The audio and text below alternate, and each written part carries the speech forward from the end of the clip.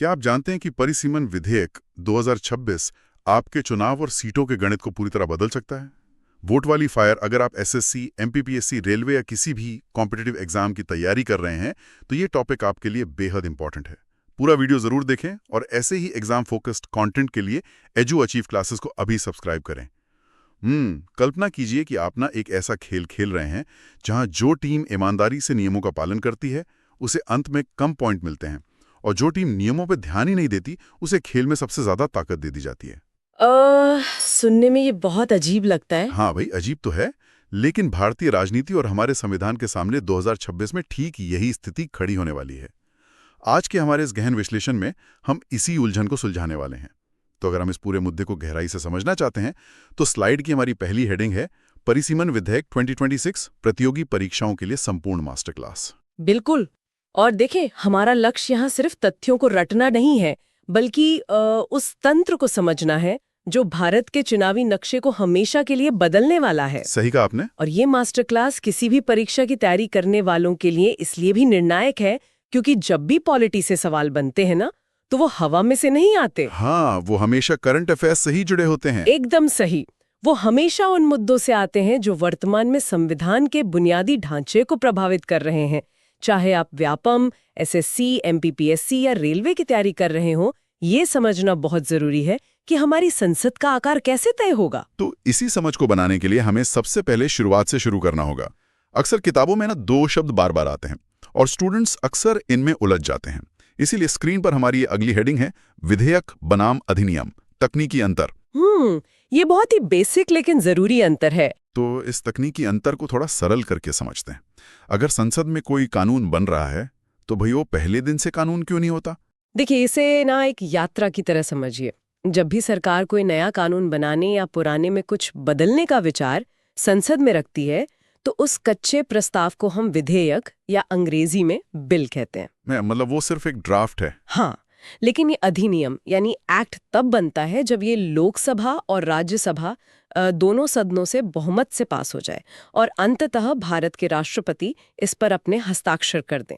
ओहो, तो राष्ट्रपति की मोहर लगते ही वो कच्चा प्रस्ताव देश का पक्का कानून मतलब अधिनियम बन जाता है। बिल्कुल। और इसी संदर्भ में ना हमारे सोर्स मटेरियल में एग्जाम के लिए एक बहुत महत्वपूर्ण तथ्य है।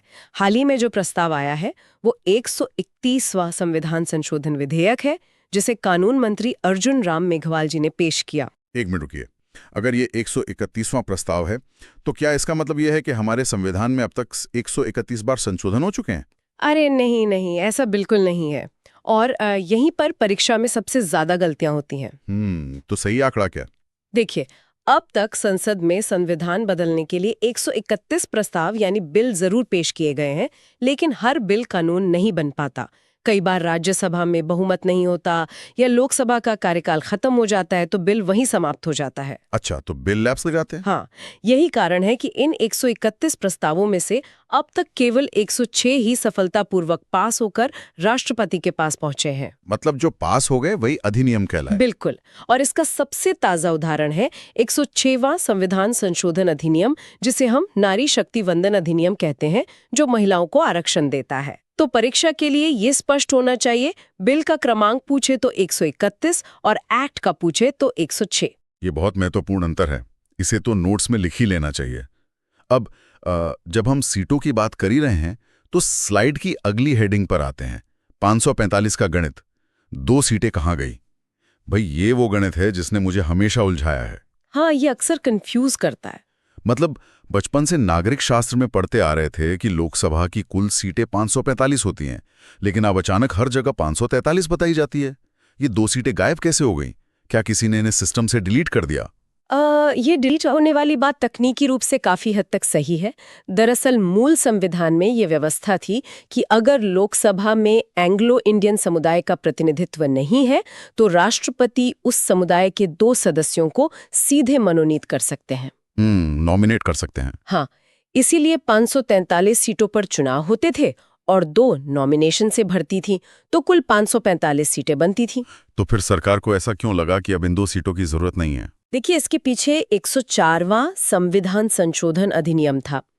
सरकार का तर्क था कि इतने दशकों में एंग्लो इंडियन समुदाय अब मुख्य धारा में पूरी तरह घुल मिल गया है, उनकी संख्या भी कम हो गई है। अच्छा, तो अब विशेष आरक्षण की जरूरत नहीं रही। सही कहा।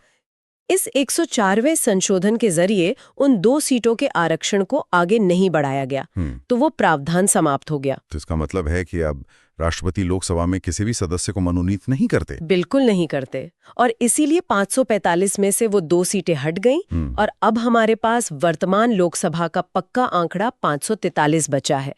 ये 104वां संशोधन एग्जाम के लिए बहुत जरूरी है। हाँ, 104वां संशोधन और 543 सीटें। तो अब आज की हमारी मुख्य चर्चा इस बात पर है कि ये आंकड़ा हमेशा के लिए बदलने वाला है, और ये बदलाव जिस प्रक्रिया से होगा वो हमारी अगली हेडिंग है।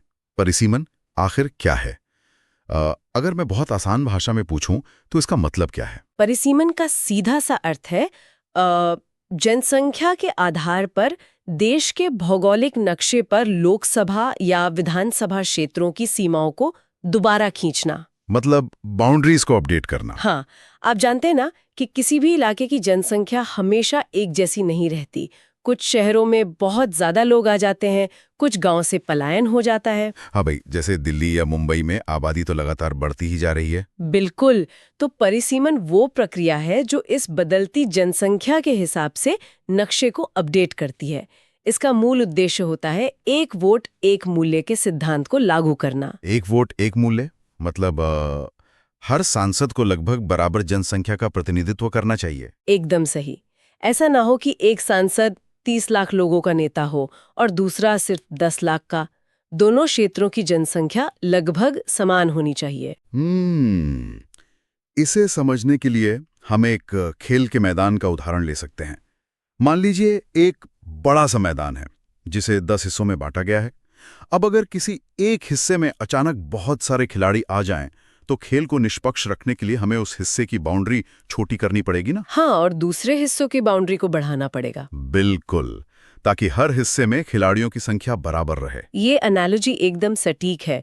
परिसीमन का काम ही यही है, लोकतंत्र के खेल के मैदान की बाउंड्री को जनसंख्या के हिसाब से दोबारा सेट करना। और इसी बाउंड्री को दोबारा खींचने के कारण एक बहुत बड़ा भूचाल आने वाला है, जो हमें स्लाइड की अगली हेडिंग में दिखता है।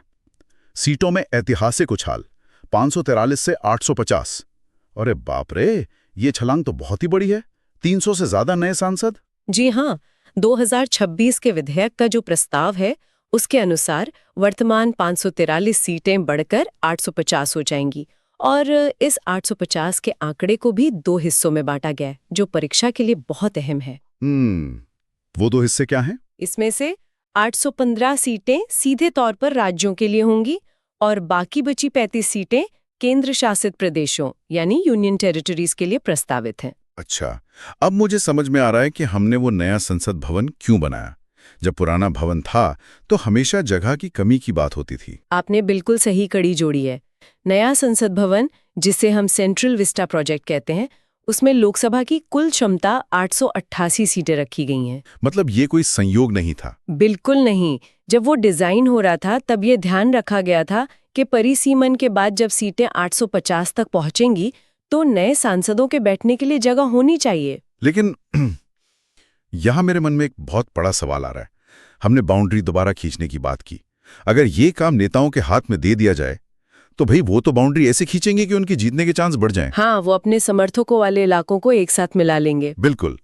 तो ये तय कौन करता है कि बाउंड्री कैसे और कहां से खींची जाएगी? देखिए, आपका ये सवाल राजनीति विज्ञान की एक बहुत बड़ी समस्या है, जिसे जेरीमैंडरिंग कहा जाता है। मतलब अपने फायदे के लिए सीमाओं में हेरफेर करना। हाँ, जेरीमैंडरिंग। तो इसे भारत में कैसे रोका जाता है? इसे रोकने के लिए एक बेहद सख्त संस्था बनाई गई है, और यही हमारी अगली हेडिंग है।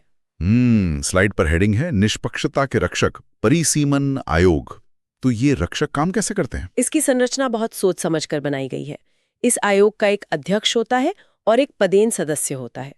जो सबसे महत्वपूर्ण बात है वो ये कि अध्यक्ष पद पर हमेशा सुप्रीम कोर्ट के एक रिटायर्ड जज को ही नियुक्त किया जाता है। किसी वर्तमान जज को क्यों नहीं, या किसी नौकरशाह को क्यों नहीं बना देते? क्योंकि एक रिटायर्ड जज सरकार के किसी भी दबाव से मुक्त होता है। उसे पदोन्नति का लालच नहीं होता। वो एक निष्पक्ष अंपायर की तरह काम करता है। अच्छा, और वो पदेन सदस्य कौन होता है? पदेन सदस्य होते हैं देश के मुख्य चुनाव आयुक्त। पदेन का मतलब है कि जो भी व्यक्ति उस समय मुख्य चुनाव आयुक्त होगा वो अपने आप इस आयोग का सदस्य बन जाएगा। ये व्यवस्था प्रक्रिया को बहुत पारदर्शी बनाती है।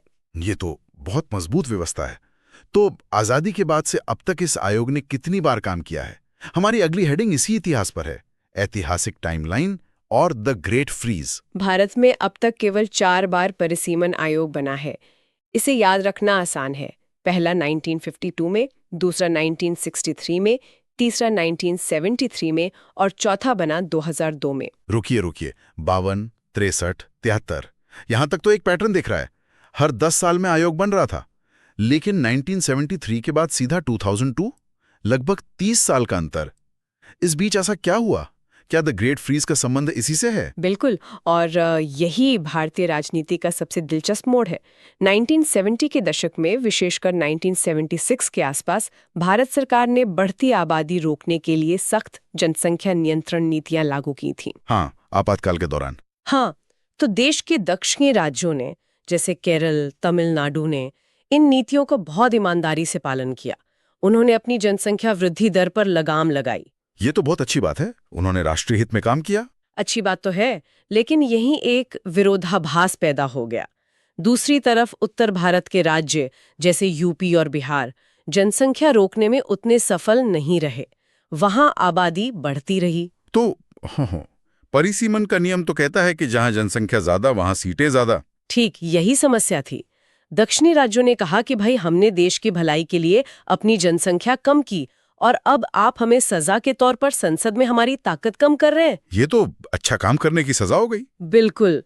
इसी डर को दूर करने के लिए 1976 में एक संविधान संशोधन से लोकसभा की कुल सीटों को फ्रीज कर दिया गया और ये फ्रीज सीधा 2026 तक के लिए लगा दिया गया। अच्छा, अब मुझे समझ में आया।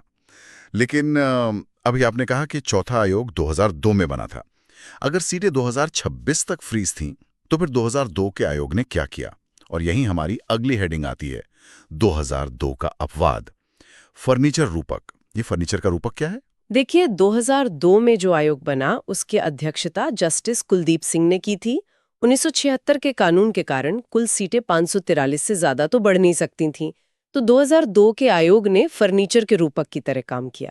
मतलब घर का आकार नहीं बदला। एकदम सही। घर की बाहरी दीवारें यानी 543 सीटें वैसी ही रहीं।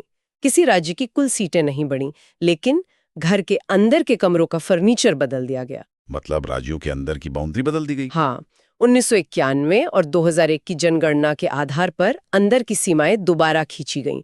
सीटें वही रहीं, बस नक्शे के अंदर की लकीरें बदल गईं। लेकिन अब परीक्षा के लिए बड़ा तथ्य ये है कि 2026 का नया विधेयक इस 2002 के अधिनियम को पूरी तरह से निरस्त यानी रिपील कर रहा है। रिपील कर रहा है मतलब अब हम सिर्फ फर्नीचर नहीं बदल रहे हैं, पूरा घर ही तोड़कर 850 सीटों वाला नया बना रहे हैं। बिल्कुल। और इस नए घर को बनाने की प्रक्रिया जिन पर टिकी है वो हमारी अगली हेडिंग है।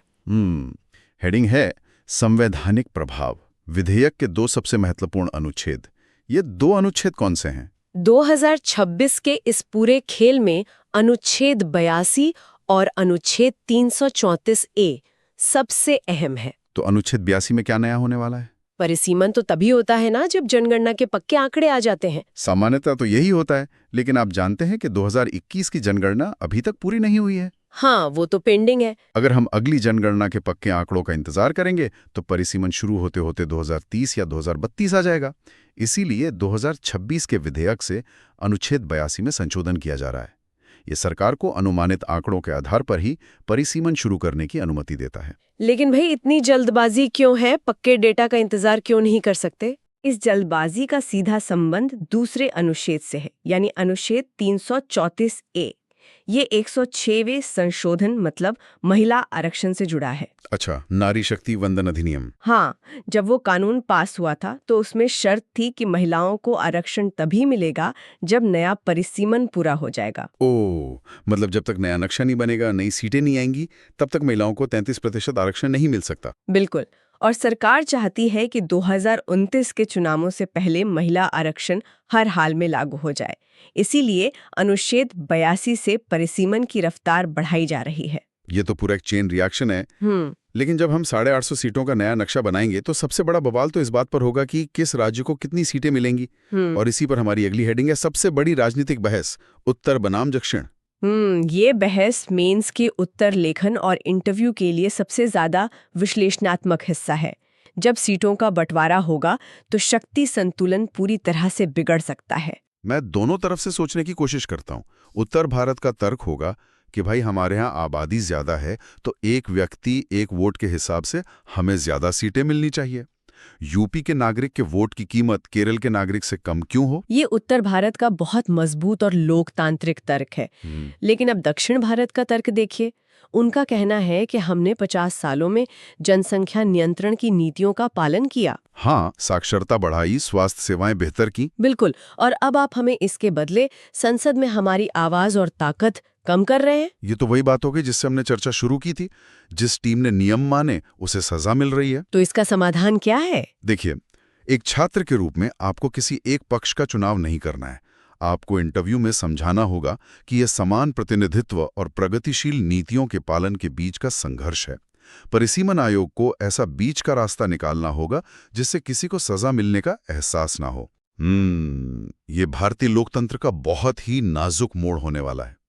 हमने आज तकनीकी अंतर से लेकर राजनैतिक बहसों तक का सफर तय किया। अब समय है इन तथ्यों को समेटने का। हमारी अंतिम हेडिंग है अल्टीमेट एग्जाम चीट शीट।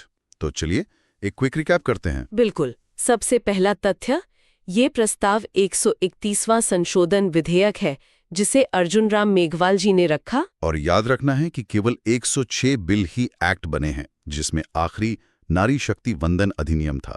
और हाँ, 104वें संशोधन ने 2 एंग्लो इंडियन सीटों को हटा दिया था। सही कहा। और भविष्य का आंकड़ा 850 सीटों का है। आयोग का अध्यक्ष रिटायर्ड सुप्रीम कोर्ट जज होगा और मुख्य चुनाव आयुक्त पदेन सदस्य होंगे। और ये आयोग 4 बार बन चुका है, 1952, 63, 73 और 2002 में। 1976 के ग्रेट फ्रीज ने सीटें रोक दी थीं, पर 2002 में फर्नीचर बदला गया। और अंत में अनुच्छेद 82 परिसीमन तेज करेगा ताकि अनुच्छेद 334A के तहत महिला आरक्षण लागू हो सके। बहुत बढ़िया। मुझे लगता है कि परिसीमन से जुड़ा कोई भी सवाल अब स्टूडेंट्स को परेशान नहीं करेगा। आज के विश्लेषण से एक बात स्पष्ट है, परिसीमन केवल नक्शे पर लकीरें खींचना नहीं है। ये भारतीय लोकतंत्र का वो लिटमस टेस्ट है जहां हमें साबित करना होगा कि क्या हम बहुसंख्यक प्रतिनिधित्व और अच्छे शासन के बीच संतुलन बना सकते हैं। 2026 का आयोग इतिहास में क्या दर्ज करेगा, ये देखना वाकई दिलचस्प होगा। बिल्कुल, ये समय ही बताएगा। अब आपको परिसीमन विधेयक 2026 का पूरा कॉन्सेप्ट क्लियर हो चुका है। अगर ये वीडियो हेल्पफुल लगा हो तो लाइक करें, शेयर करें अपने दोस्तों के साथ, और ऐसे ही इंपॉर्टेंट पॉलिटी टॉपिक्स को आसान तरीके से समझने के लिए एडुअचीव क्लासेस को अभी सब्सक्राइब करें, क्योंकि सिलेक्शन यहीं से शुरू होता है। रॉकेट।